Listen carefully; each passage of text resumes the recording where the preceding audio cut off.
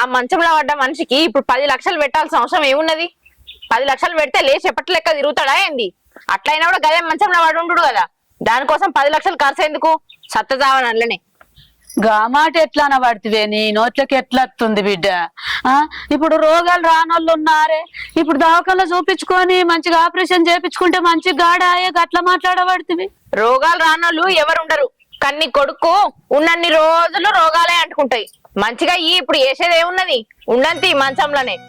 మళ్ళా లేచి అటు ఇటు తిరిగిండనుకో నన్ను ఇంట్లోనే కట్టి పారేస్తాడు. ఇప్పుడే కొంచెం స్వేచ్ఛగా బతుకుతున్నా, ఆ బతుకు నన్ను బతకని. గట్లంటే ఎట్లా బిడ్డ? మంచిగా ఉన్ననాడు నిన్ను మంచిగా చూసుకోలేదా? నేను స్వేచ్ఛగా తిరుగుతా అంటున్నవేమే? గా కట్టుకున్నావు నిడిచిపెట్టి నువ్వు ఊరు మీద తిరిగితే అందరు మెచ్చుకుంటారు అనుకుంటున్నావు బిడ్డ. కట్టం వచ్చింది, మనకు రోగం వచ్చింది బిడ్డ.